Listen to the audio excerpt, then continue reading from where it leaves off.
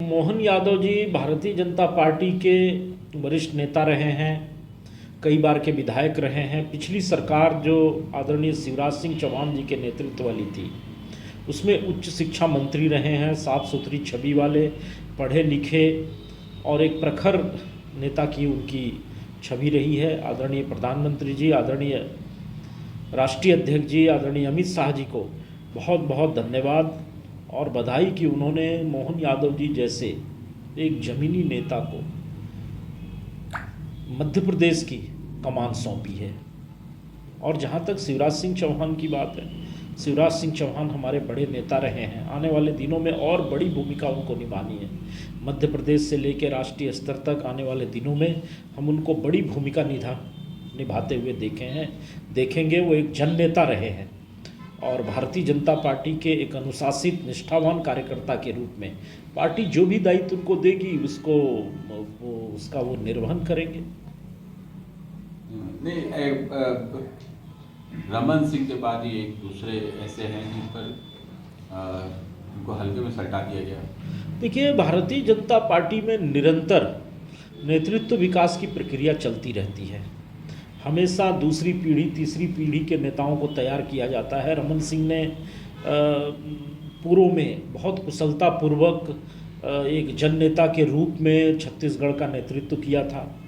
अब वहाँ एक सरगुजा क्षेत्र से आने वाले कद्दावर आदिवासी नेता विष्णुदेव साय जी के हाथ में नेतृत्व दिया है। तो भारतीय जनता पार्टी लगातार सर्वस्पर्शी और सर्वव्यापी की जो सोच है उस सोच के अनुरूप निर्णय लेती रही है और समाज के सभी वर्गों को प्रतिनिधित्व देना भारतीय जनता पार्टी अपनी जिम्मेवारी समझती है। आदरणीय प्रधानमंत्री जी, आदरणीय राष्ट्रीय अध्यक्ष जी और अमित शाह जी के नेतृत्व में हमेशा से भारतीय जनता पार्टी ने इस प्रकार के निर्णय लिए हैं। वैसे समाज जिसको नेतृत्व करने का मौका नहीं मिला है, आज वो नेतृत्व करता दिखाई दे रहा है। इसके लिए आदरणीय प्रधानमंत्री जी का बहुत बहुत आभार है। जिस तरह से दो राज्यों में चौंकाने वाले निर्णय आए हैं देखा जाए तो वैसे राजस्थान की बात है, अगर वहाँ तो वसुंधरा राजे जी कहीं वहाँ ज़्यादा किचकिच नज़र आ रही है। देखिए, ये चौंकाने वाला निर्णय नहीं है। ये तो विधायक मिलकर के तय करते हैं। सर्वसम्मति से दोनों जगह निर्णय हुआ है।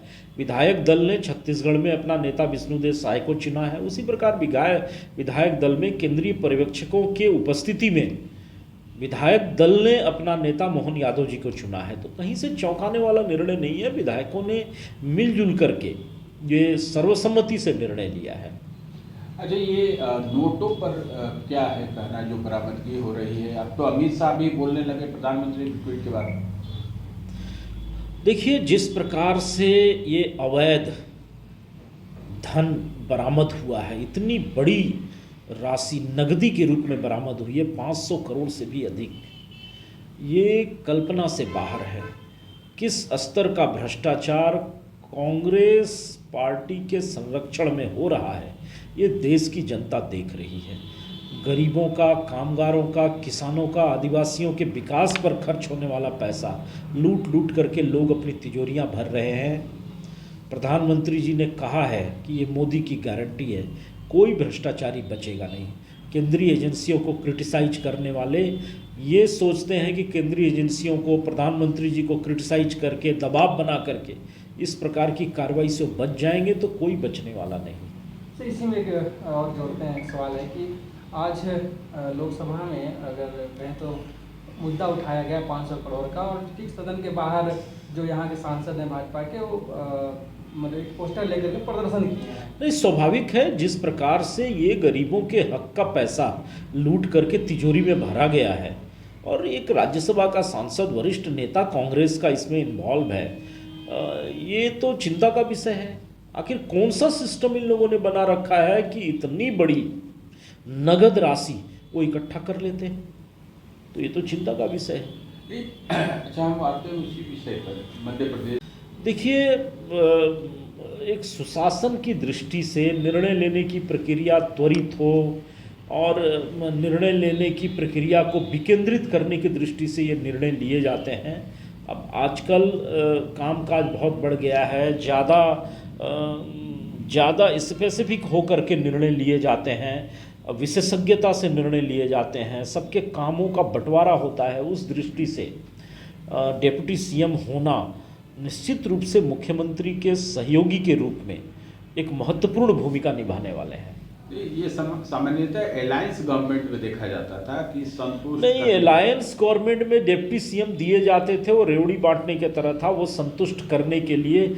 और अब जो ये जो हमारी मजबूरी नहीं है फिर भी हम डिप्टी सीएम बनाते हैं, तो निश्चित रूप से सरकार के कामकाज को सुचारू रूप से चलाने के लिए, त्वरित निर्णय लेने के लिए, सटीक निर्णय लेने के लिए ये टोली के सदस्य के रूप में डिप्टी सीएम बनाए जा रहे हैं। दोनों में अंतर है। एक सवाल है कि धारा 370 को लेकर के जो निर्णय आया उस पर क्या है?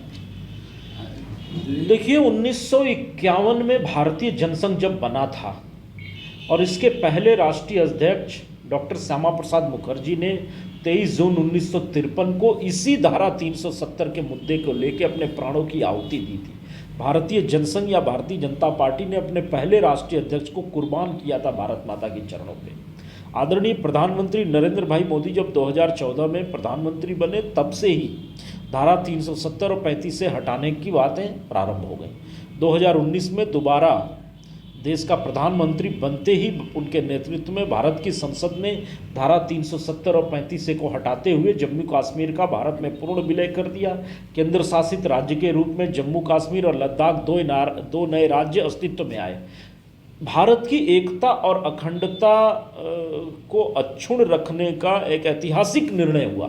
कांग्रेस पार्टी को इस निर्णय का समर्थन करने की जगह कांग्रेस पार्टी ने इसका क्रिटिसिज्म किया और इसको विवादित बनाने का एक प्रयास किया, जिस पर आज सुप्रीम कोर्ट ने मुहर लगाई और कहा, बहुत स्पष्ट कहा, 5 जजों की संविधान पीठ ने बहुत स्पष्टता से कहा है कि भारत सरकार का धारा 370 और 35 से हटाने का निर्णय सही है। जम्मू कश्मीर भारत का अभिन्न अंग है। ये स्पष्ट निर्णय है। हम समझते हैं कि ये निर्णय भारत के इतिहास का एक बहुत ऐतिहासिक निर्णय है।